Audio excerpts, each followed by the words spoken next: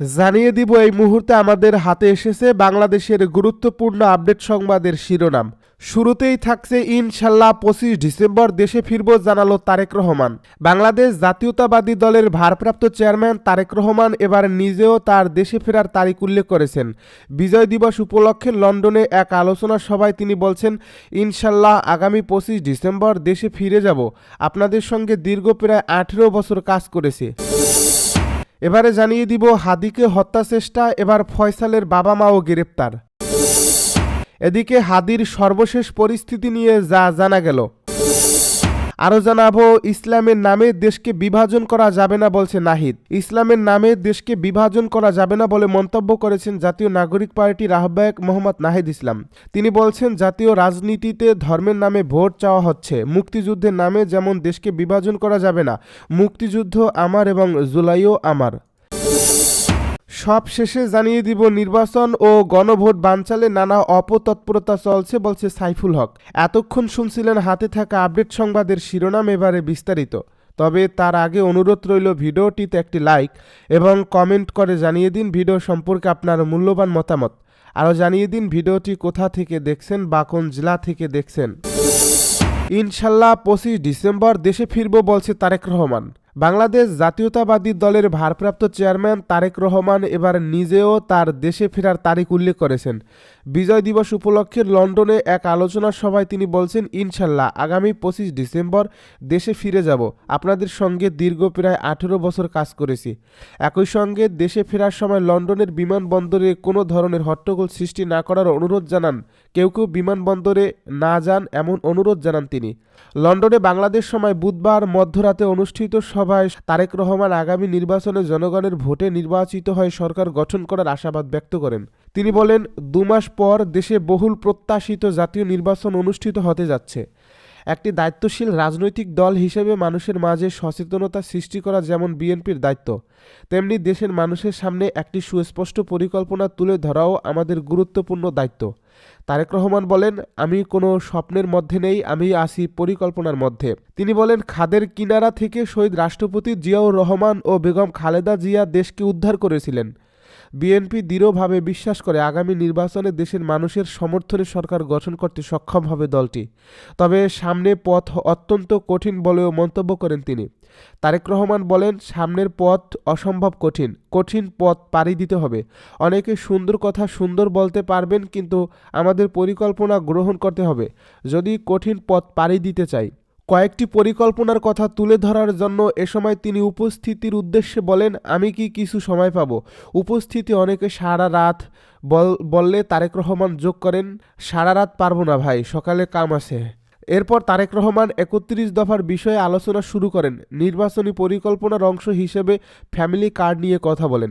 তারেক রহমান বলেন, দেশের অসচ্ছল পরিবারের জন্য মাইক্রোচিপ সংযুক্ত ফ্যামিলি কার্ড চালু করা হবে, যা পরিবারের গৃহকর্ত্রীর হাতে দেওয়া হবে। কৃষকদের জন্য কৃষক কার্ড প্রদান করা হবে।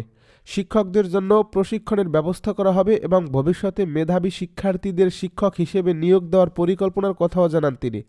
এক পর্যায়ে তারেক রহমান তার পেছনে দাঁড়ানো নেতাদের সরে যেতে অনুরোধ করেন। এরপর আলোচনা চালিয়ে যাবেন কিনা জানতে চান। শ্রোতাদের সম্মতি পেয়ে আবারও পরিবার কার্ড ও কৃষক কার্ড নিয়ে কথা বলেন। তিনি শিক্ষার্থীদের জন্য সহ শিক্ষিকা কার্যক্রম, খেলাধুলা ও সাংস্কৃতিক কর্মকাণ্ডে সরকার গঠন করলে কী ধরনের উদ্যোগ নেওয়া হবে সে বিষয়ে পরিকল্পনার কথা তুলে ধরেন। নতুন করে ২০ টেলিভিশন অনুষ্ঠান সাজানো হবে এবং সেখানে খেলাধুলাকে যুক্ত করা হবে বলেও জানান তিনি। হাদিকে হত্যা চেষ্টায় এবার ফয়সালের মা বাবাও গ্রেপ্তার। ঢাকা ৮ আসনের সংসদ সদস্য প্রার্থী ও ইনকিলাব মঞ্চের মুখপাত্র শরীফ ওসমান হাদিকে ঘটনায় প্রধান আসামি ফয়সাল করিম মাসুদের বাবা ও মাকে গ্রেপ্তার করছে র্যাব। তারা হলেন মোহাম্মদ হুমায়ুন কবির ও মোসা হাসি বেগম। মঙ্গলবার রাতে জাগো নিউজকে বিষয়টি নিশ্চিত করেছেন র্যাবের লিগ্যাল অ্যান্ড মিডিয়া উইংয়ের পরিচালক wing commander M Intekhab Chowdhury. তিনি জানান, গ্রেপ্তার ফয়সালের মা বাবাকে জিজ্ঞাসাবাদ চলছে। জিজ্ঞাসাবাদ শেষে থানা পুলিশের কাছে হস্তান্তর করা হবে। এর আগে ফয়সালের স্ত্রী বান্ধবী শ্যালক হামলায় ব্যবহৃত মোটরসাইকেলের মালিক সন্দেহে একজন সহযোগী কবির ও তাকে পাচারের সহায়তার অভিযোগে সীমান্ত থেকে ২ জনকে গ্রেপ্তার করা হয়। হাদিকে গুলি করে হত্যা হত্যাচেষ্টার ঘটনায় পরিবারের সম্মতি নিয়ে রোববার রাতে পল্টন থানায় হত্যাচেষ্টা মামলাটি করেন ইনকিলাব মঞ্চের সদস্য সচিব আবদুল্লাহ আল জাবের। গত 12 ডিসেম্বর গণসংযোগের জন্য বিজয়নগর এলাকায় গিয়ে ওসমান হাদি হামলার শিকার হন। চলন্ত রিকশায় থাকা হাদিকে গুলি করে চলন্ত মোটরসাইকেলের পেছনে বসে থাকা আততীয় ওই গুলিটি লাগে হাদির মাথায়। গুরুতর আহত হাদিকে দ্রুত ঢাকা মেডিকেল কলেজ হাসপাতালে নিয়ে অস্ত্রোপচার করার পর রাতেই ঢাকা এভারকেয়ার হাসপাতালে ভর্তি করা হয়। হাদির সর্বশেষ পরিস্থিতি নিয়ে যা জানা গেল। ঢাকা ৮ আসনের সম্ভাব্য স্বতন্ত্র প্রার্থী ও ইনকিলাব মঞ্চের মুখপাত্র শরীফ ওসমান হাদি সিঙ্গাপুর জেনারেল হাসপাতালে চিকিৎসাধীন রয়েছেন।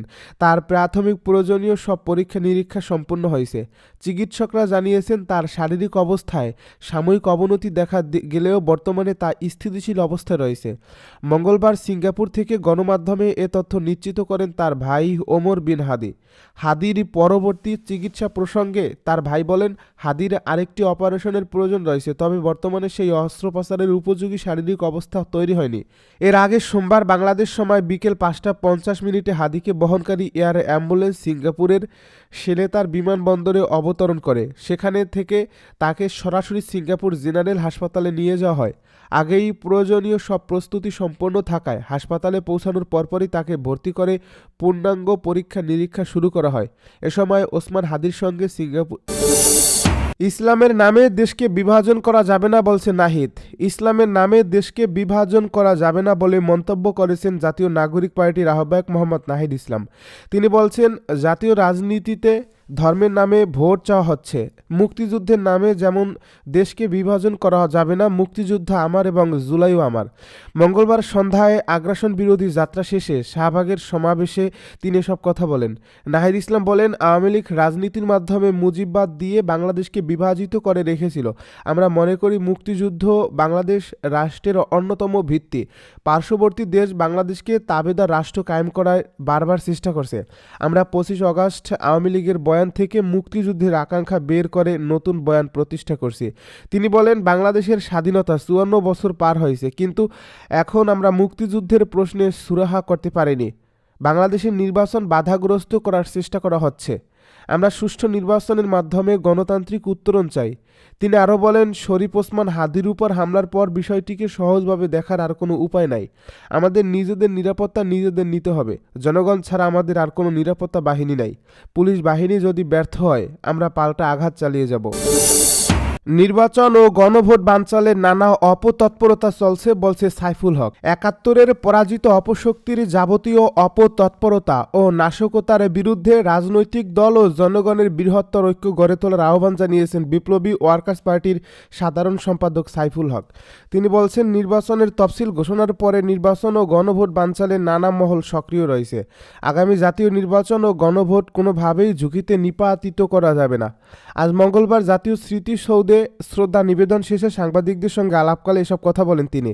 এ সময় উপস্থিত ছিলেন পার্টির রাজনৈতিক পরিষদের সদস্য আকবর খান, কেন্দ্রীয় কমিটির সদস্য শিকদার খারুন মাহমুদ ও ফিরোজ আলী, কেন্দ্রীয় সংগঠক বাবর চৌধুরী ও হাবিবুর রহমান হাবিব, ঢাকা মহানগর কমিটির আরিফুল ইসলাম আরিফ, শিল্পাঞ্চল কমিটির মোহাম্মদ সুমন।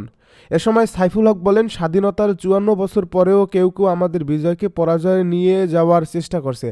মুক্তিযুদ্ধ ও তার গৌরবকে ছোট করার প্রচেষ্টা চালিয়ে যাচ্ছে। পরাজয়ের গ্লানিও এখনও ভুলতে পারেনি তারা। অন্যদিকে গত 54 বছরে বাংলাদেশকে মুক্তিযুদ্ধের ঘোষণার বিপরীতে নিয়ে যাওয়া হয়েছে।